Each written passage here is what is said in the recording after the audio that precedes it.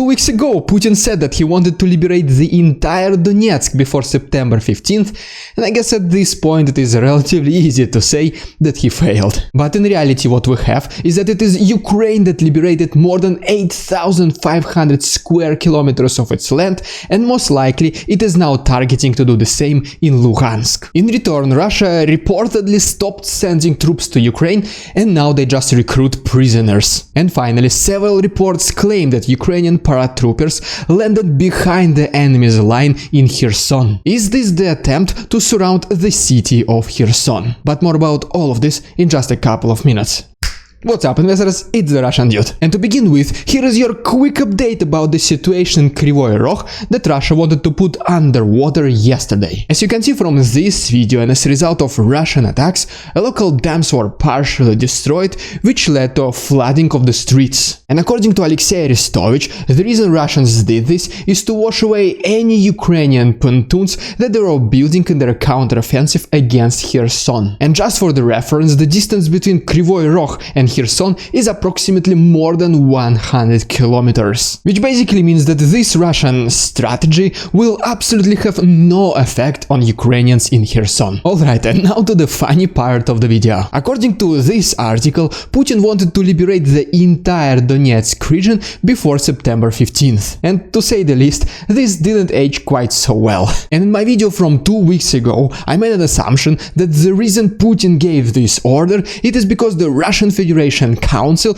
acknowledged that Russia has enough resources to win in this war. And then he was like, okay, if you say so, then do it. And so far, the biggest gain Russia achieved in this region since 2 weeks ago was next to Horilivka. Did you catch it? Okay, let me zoom in a little bit. Once again, this is one of the biggest gains in 2 weeks. And I mean, well, never mind, because Ukraine took it back 2 days later. Or here's my favorite part. If you go to the north to Kharkov region and go back in time, you can kind of present this to Putin and say, hey, look how much land we captured. But I mean, okay, before I talk about that Ukrainians are now potentially targeting the liberation of entire Luhansk region, allow me to show you a quick couple of videos from the east. And while I'm going there, please consider liking this video and subscribing to my channel if you like this style of daily updating. And our first video comes to us from Nikhateyevka, which is located in Belgorod region. And as you can see right here, a customs terminal and a gas station is on fire. Then we have this video from Balaklia, where Ukrainian journalist Dmitry Komarov is showing us the liberated city. And in addition to that, he is warning all the local residents to be extremely careful, because during their retreat,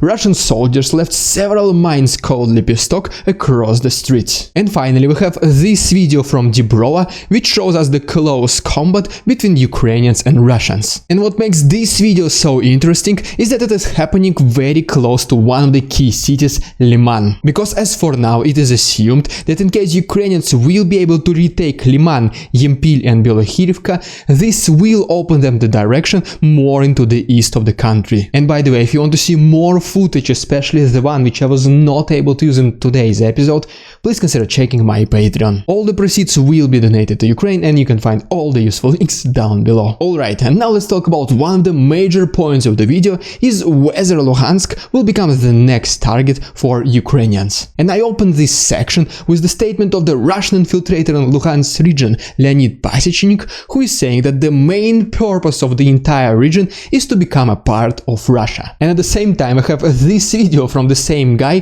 who is saying that taking into consideration all the most recent counteroffensive of Ukraine, I'm telling you with most certainty that there is no need for panic. And what makes this specific statement so funny is that in some way Russian infiltrators are some kind of prophets. What I mean by that is that as soon as they say that there is no need to panic, eventually in the nearest future their city is being liberated. Right now the counteroffensive of Ukraine in the east slowed down, but it is all the way until they can cross the river and take major cities a little bit to the south. And this is exactly when it is my honest expectation that they can launch an another massive counteroffensive in the east. And as a result of this, the entire region of Luhansk can be liberated in the same way as Kharkov. And what is the response of Russia? Well, according to this article, which refers to the Ukrainian intelligence, Russia is now cancelling its planned military deployments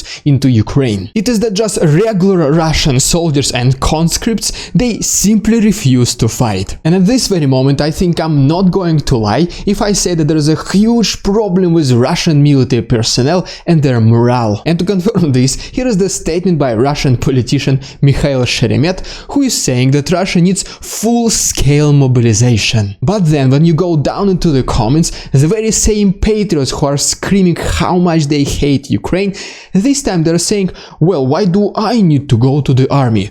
Don't we have actual soldiers? But luckily for them, according to Dmitry Peskov, Russia is not planning to do a mobilization anytime soon. But okay, in fact, Russia does have 3 solutions how they can increase the number of soldiers, and every single decision is worse than the other. Option number 1 is that those students in military universities should graduate sooner and then be sent to Ukraine. I mean, not great, not terrible. Option number 2 came to us from Kadyrov himself, and he is saying that every region in Russia must do their own mobilization. According to him, if every region can get at least 1,000 soldiers, the number of Russian army will increase by 85,000. And the option number 3, to be honest the worst one, came to us from the leader of private military group Wagner, Yevgeny Prigozhin. In this video he's talking in front of Russian prisoners and he's trying to mobilize them into the army. He says that those who agree to go to Ukraine, and most importantly but not necessarily survive, they will get a pardon and will be released from the prison in 6 months. And I mean, just imagine this. You have a criminal who is given a weapon and a freedom. I don't think this is going to end well. But then Yevgeny Prigozhin replied to the criticism about this video. He's addressing mostly to the Russian parents and saying that it is better to recruit prisoners rather than your own children. But I mean, is it so bad in the Russian army that the only people fighting there are either prisoners or forced people? I mean, what about the volunteers? But oh right, the only time volunteers join army is when they know that the thing they are doing is a good thing. Right, before I talk about the final major point of today's video, the potential encirclement of Kherson, allow me to quickly show you just a couple of videos from the same region. And first of all, here we can see the night attacks of Ukrainians against military objects of Russians in Nova Kakhovka. And reportedly, as you can see from this picture, Russian military vehicles were destroyed. And then we have this picture from Yevpatoria, where Russian air defense system intercepted something Ukrainian. Alright, back to the main point. This morning, according to several reports, 5 boats with Ukrainian paratroopers landed in Kinburn Spit. And most people obviously assumed that the purpose of their landing will be to go behind the enemy's lines. According to Russian propagandists such as Kirill Stremausev, they failed miserably and they were eliminated. But this is totally up to you how much you want to trust Russian propagandists. Because what I personally think is that the main goal of this mission was not to encircle Kherson. You simply cannot do it with 5 boats of soldiers. But instead, most likely they were collecting the intelligence. And later on, this intelligence data will be given back to Ukrainian commanders, who then will start planning the actual encirclement of Kherson. Welcome to another episode of Ridiculous Russian Propaganda. And today we have a video of Russian TikTokers who are presenting us the appropriate response to the Western sanctions. And for some reason, according to them, you have to take your phone and nail it to the wall. I mean, I have no idea how is it going to help, but this is what they tell. And right now I want to personally say thank you to Chris Shepard, Dulcinea, Margaret Hutt, Mark Raven and Alan Sullivan for becoming my most recent channel members. And if you want to support my work and unlock some benefits, please consider becoming my channel member as well. Also, some of you might have heard that President Zelensky got into a car accident recently, and don't worry, he is safe and sorry. But if you want to see the full video, feel free to join my Discord. And yes, it's completely free. Thank you so much for your attention, stay safe and see you tomorrow.